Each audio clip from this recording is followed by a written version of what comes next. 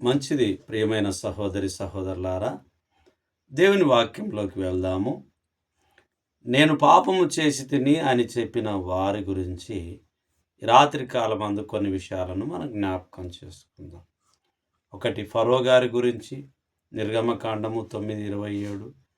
2, యెహోషువ గ్రంథంలో ఆకాను గురించి, సంఖ్యాకాండం 22:34లో బిలాము గురించి, మొదటి సమూయేలు గ్రంథము 15:30లో సౌలు గురించి, మత్తయి సువార్త 27:4లో యూదా గురించి, 2 సమూయేలు గ్రంథము 12:13లో దావీదు గురించి, లూకా సువార్త 15:18 తప్పిపోయిన కుమారుని గురించి మరి లేఖనము మనం చూస్తూ ఉన్నాం.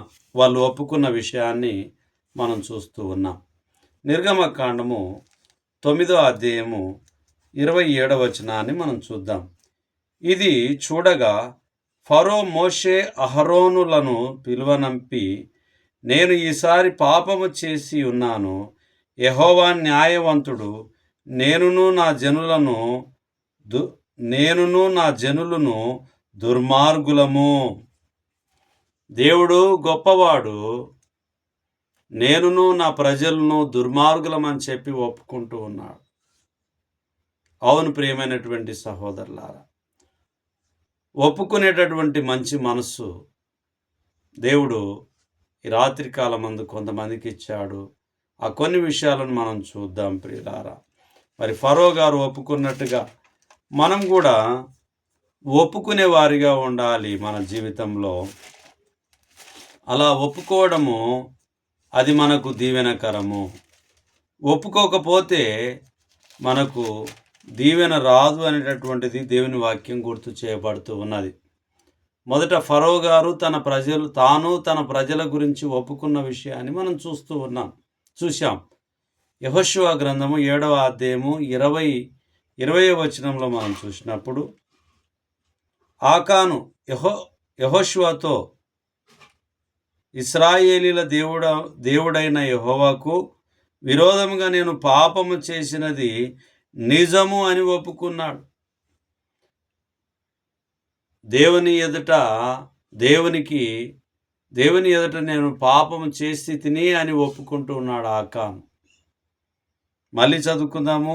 ఆకాను యెహోషువతో, ఇశ్రాయేలీల దేవుడైన యెహోవాకు విరోధముగా నేను పాపము చేసినది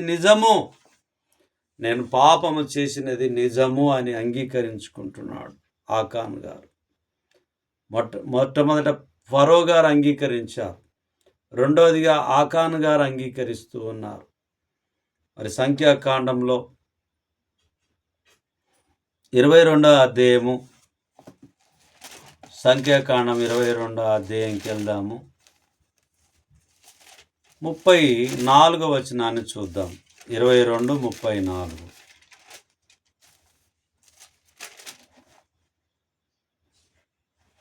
అందుకు బిలాము, నేను పాపము చేసి తిని, నీవు నాకు ఎదురుగా త్రోవలో నిలుచుట నాకు తెలిసినది కాదు. కాబట్టి ఈ పని నీ దృష్టికి చెడ్డదైతే నేను వెనుకకు వెళ్ళదనని యెహోవా దూతతో చెప్పగా, అందుకు బిలాము, నేను పాపము చేసి తిని అని అంగీకరించి ఉంటున్నాడు. మరి మనం కూడా పాపం చేసినప్పుడు, పాపము మానవులము అనేకసార్లు మనం చేస్తూ ఉంటాము. కానీ వాటిని ఒప్పుకోవడంలో విఫలం చెందుతూ ఉంటాం. అంగీకరించడంలో మనసు ఒప్పుకోదు. కానీ దేవుని వాక్యం గుర్తు చేస్తుంది, అతిక్రమములను దాచిపెట్టువాడు వర్ధిల్లాడు, దాన్ని ఒప్పుకొని విడిచిపెట్టినటువంటి వాడు కనికరం పొందుతాడని చెప్పి దేవుని వాక్యం తెలియపరుస్తుంది. ఫరో అంగీకరించాడు, నేను పాపం చేసి తినని. ఆకాను అంగీకరిస్తూ ఉన్నాడు, నేను పాపం చేశానని. బిలాము అంగీకరిస్తూ ఉన్నాడు, నేను పాపం చేసి తిని అని. సౌలు గారి గురించి కూడా చూద్దాము.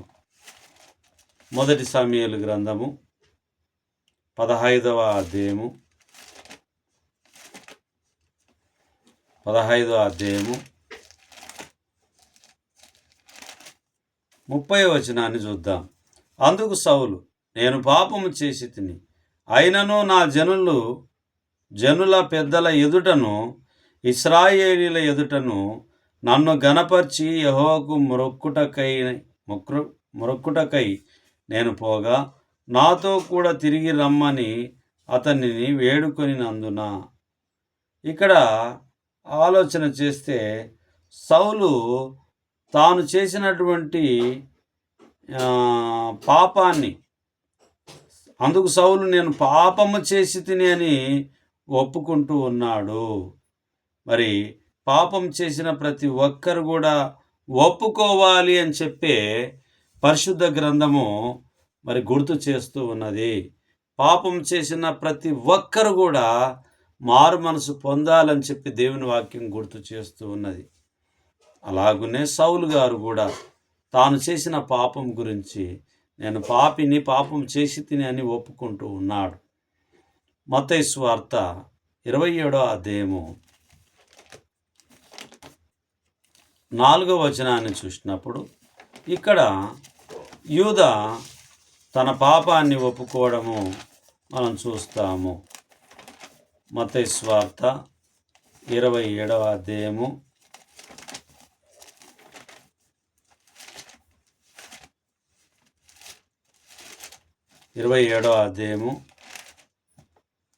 4వ వచనాన్ని చూద్దాం.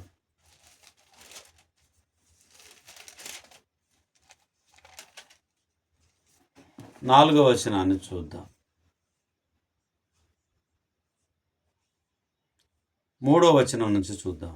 అప్పుడు ఆయనను అప్పగించిన యూదా ఆయనకు శిక్ష విధింపబడగా చూచి పశ్చాత్తాపపడి ఆ 30 ఎండి నాణెములు ప్రధాన యాజకుల యొద్దకును పెద్దల యొద్దకును మరలా తెచ్చి, నేను నిరపరాధ రక్తమును అప్పగించి పాపం చేసి తినని చెప్పెను. వారు దానితో మాకేమి, నీవే చూచుకొనుమని చెప్పగా అతడు ఆ ఎండి నాణెములు దేవాలయంలో పారవేసిపోయి ఊరిపెట్టుకొనెను. ఇక్కడ మనం చూసినప్పుడు, ఆలోచన చేసినప్పుడు, మరి యూదా గారు తాను చేసిన పాపాన్ని ఒప్పుకుంటున్నాడు. అలాగునే తాను తీసుకున్న నాణ్యములను కూడా ఇవ్వడానికి తాను పూనుకుంటూ ఉన్నాడు. 8వ వచనం, అందువలన నేటి వరకు ఆ పొలము రక్తపు పొలం అనబడున్నది. 7వ వచనము, కాబట్టి వారు ఆలోచన చేసి వాటినిచ్చి పరదేశులను పాతిపెట్టుటకు కుమ్మరి వాని పొలము కొనిరి.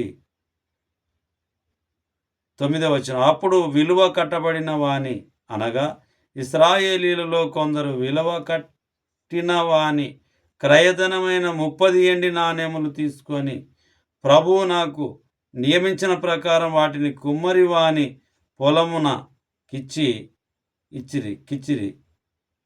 అని ప్రవక్త అయిన ఇర్మియా ద్వారా చెప్పబడిన మాట నెరవేరెను. యూదా గారు ఒప్పుకుంటూ ఉన్నాడు కాబట్టి ఆయన తప్పించుకోలేదు, ఒప్పుకున్నాడు. అంతేకాకుండా ఆ ఎండి నాణ్యములను మరి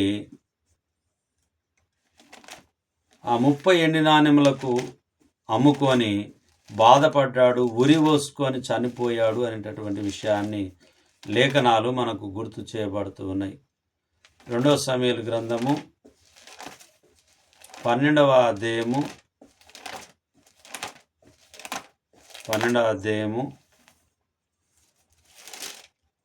13వ వచనాన్ని చూద్దాం. 12-13, నేను పాపము చేసి తినని దావీదు నాతానుతో అనగా, నాతాను నీవు చావకుండునట్లు యెహోవా నీ పాపము పరిహరించెను. దావీదు గారు ఒప్పుకుంటూ ఉన్నారు, నేను పాపం చేసి తిని అంటే నాతాను గారు చెప్తున్నారు, దేవుడు మిమ్మల్ని మరి తప్పించెను అనేటటువంటి విషయాన్ని మనం చూస్తూ ఉన్నాం. దావీదు గారు తన పాపాన్ని ఒప్పుకున్నాడు. చాలా మంచి విషయమై ఉంటూ ఉన్నది.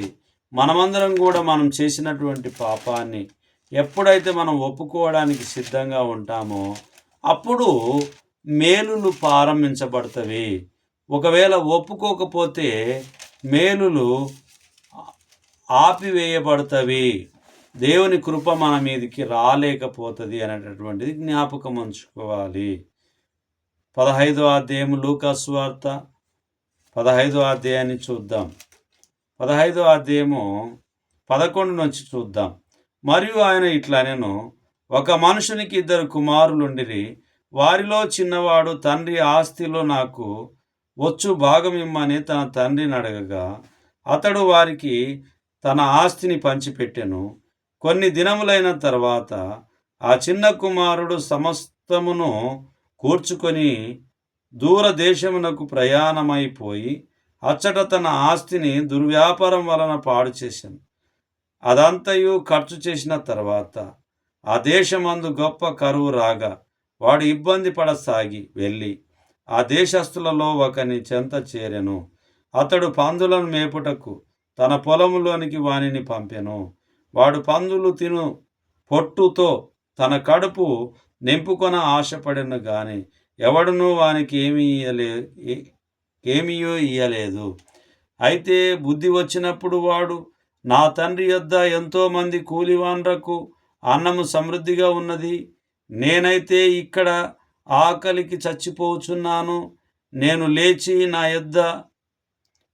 లేచి నా తండ్రి యొద్దకు వెళ్ళి, తండ్రి, నేను పరలోకమునకు విరోధముగాను నీ ఎదుట పాపము చేసి తిని, ఇక మీదట నీ కుమారుడనని అనిపించుకొనుటకు యోగ్యుడను కాను. నన్ను నీ కూలి వారిలో ఒకరిగా పెట్టుకొనుమని అతనితో చెప్పుకొందుననుకొని లేచి తండ్రి యొద్దకు వచ్చెను. తండ్రి వాడింకా దూరంగా నున్నప్పుడు తండ్రి వానిని చూచి కనికరపడి పరిగెత్తి వాని మెడ మీద పడి ముద్దు పెట్టుకొనెను.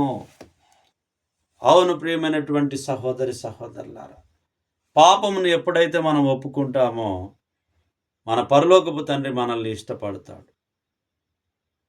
ఫరో గారు తన పాపాన్ని ఒప్పుకున్నాడు. ఆకాన్ గారు తన పాపాన్ని ఒప్పుకున్నారు. బిలాం గారు తన పాపాన్ని ఒప్పుకున్నారు. సౌలు గారు తన పాపాన్ని ఒప్పుకున్నారు.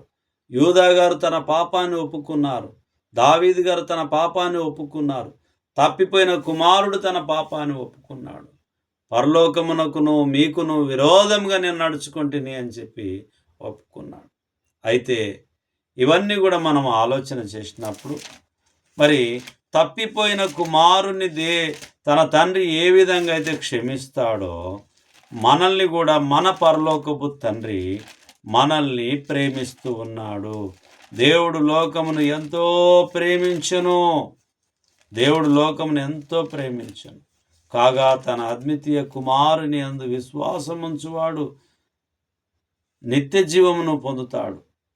మరి యోహాను మొదటి పత్రిక 1వ అధ్యాయము 5వ వచనం నుంచి చూస్తే, మేము ఆయన వలన విని మీకు ప్రకటించు వర్తమానం ఏమనగా, దేవుడు వెలుగై ఉన్నాడు, ఆయన యందు చీకటి ఎంత మాత్రమును లేదు.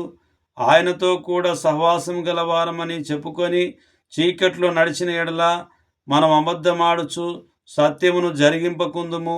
అయితే ఆయన వెలుగులో ఉన్న ప్రకారం మనం వెలుగులో నడిచిన ఎడల మనం అన్యోన్య సహవాసం గలవారమై ఉందుము.